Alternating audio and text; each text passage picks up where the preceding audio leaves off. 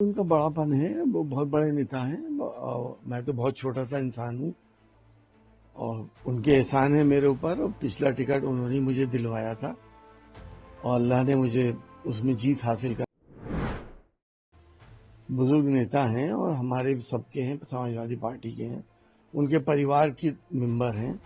अखिलेश जी 2024 के चुनाव से पहले भी आजम भाई से सीतापुर में जेल में मिलने गए थे, वहां भी मिलके आए थे।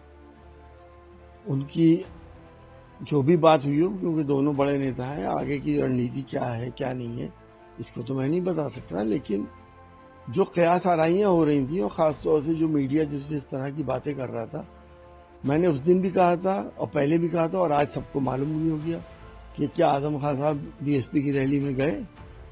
आजम खान साहब पैदाइशी समाजवादी हैं और वो समाजवादी का पूरा उन्होंने पार्टी का बुनियादों में बुनियादी पत्थर हैं, वो कभी भी है इसे छोड़ के नहीं जा सकते। हमेशा समाजवादी को ही बढ़ावा देंगे और समाजवाद को बढ़ावा देंगे। देखिए, उनका बड़ापन है, वो बहुत बड़े नेता हैं और मैं तो बहुत छोटा सा इंसान हूँ और उनके एहसान है मेरे ऊपर। और पिछला टिकट उन्होंने मुझे दिलवाया था और अल्लाह ने मुझे उसमें जीत हासिल कराई थी। तो उनका ये बड़ापन ही होगा कि वो मेरे यहाँ तशरीफ लाएं, तो जाहिर है इससे बड़ी खुशी की बात क्या होगी। और वो अगर कहेंगे तो मैं उनके पास चला जाऊंगा, मुझे कोई झिझक या एतराज नहीं।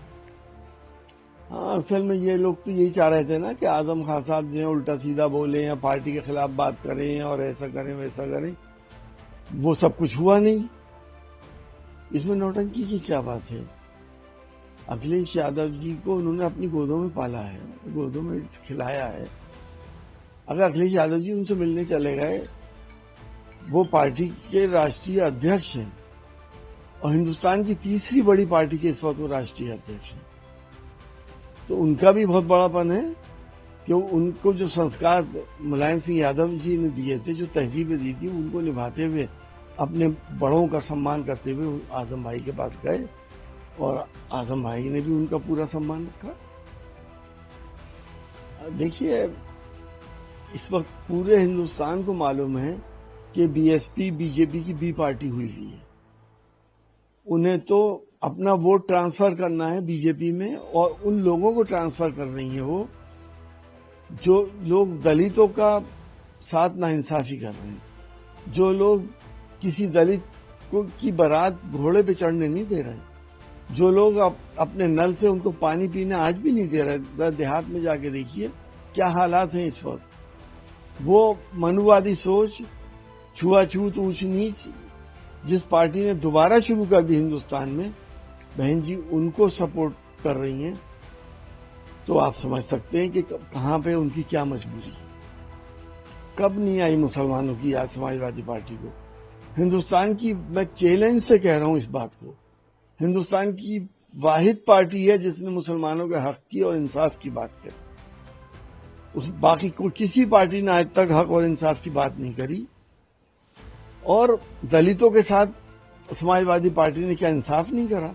जिस वक्त अखिलेश यादव जी चीफ मिनिस्टर थे, अगर कोई वारदात किसी दलित के साथ हो जाती थी तो क्या सजा नहीं मिली लोगों को। और आज क्या सजाएं मिल रही हैं उन लोगों को जो दलितों के साथ नाइंसाफी और जुल्म कर रहे हैं, जो कथावाचकों के सर मुड़वा रहे हैं, क्या उनको कोई सजा मिल रही है। जो मॉब लिंचिंग कर रहे हैं उनको कोई सजा मिल रही है। तो कहने में और जमीनी हकीकत में बहुत फर्क है।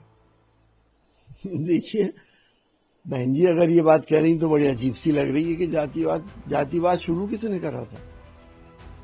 क्या वो बहुत भूल गई कि तिलक तराजू तलवार वाली बात होती थी।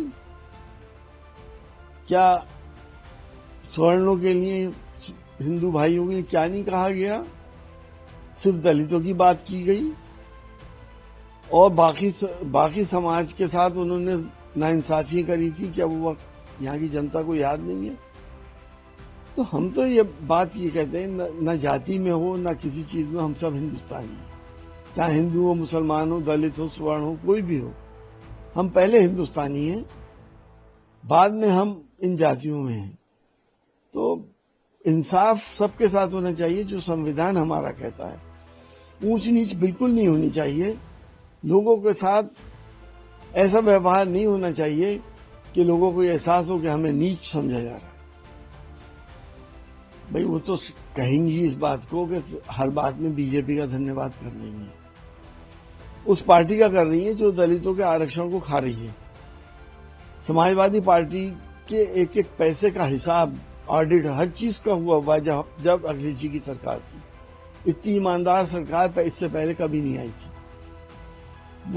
वो देख सकती है, मालूम कर सकती है इसका ऑडिट कब हुआ था और कब इसके पैसे का कहाँ इस्तेमाल किया गया। ये तो कहने की बातें हैं। इल्जाम लगाने को तो इंसान कुछ भी इल्जाम लगा सकता है, किसी पे भी लगा सकता है। हकीकतें तो जनता को मालूम है और हमारे दलित भाइयों को भी मालूम है कि हकीकत क्या है। अब देखिए, उन्होंने उन सर्कमस्टांसेस को देखते हुए ये घोषणा करी होगी और हम तो यही उम्मीद करेंगे कि जो वो कह रहे हैं वो पूरा कर दें।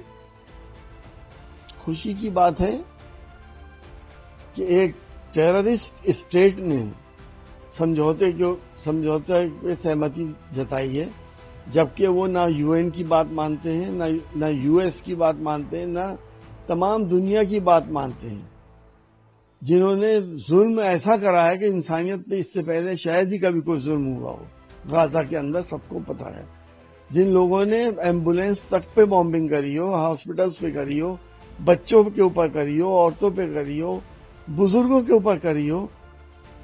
और हमें अफसोस तो इस बात का है कि हम वासुदेव कुटुंबकम के मानने वाले खामोश क्यों हैं। हम अपनी मस्जिदों में दुआ तक नहीं कर सकते फलस्तीन के लिए। हम इन हालात में हैं। आखिर हम किस जगह पे आ गए हैं? हम अपने इंटरेस्ट के लिए इंसानियत को बिल्कुल ही भूल गए। देखिए, अच्छा है कि स्वागत किया है उन्होंने और प्रधानमंत्री जी आए हैं इतनी दूर से, तो हम लोग तो अपने अतिथियों का स्वागत करते ही हैं, लेकिन पीएम मोदी जी भी इस बात को जानते हैं कि ये बहुत चालाक और शरीर लोग हैं, सिर्फ अपने मतलब की बात करते हैं। जिस तरह से धोखा हमारे साथ ट्रंप सरकार ने करा है, ये भी ट्रंप का बहुत बड़े एलाई हैं। मुझे उम्मीद है पीएम मोदी जी बहुत सोच समझ के इनसे समझौते करेंगे।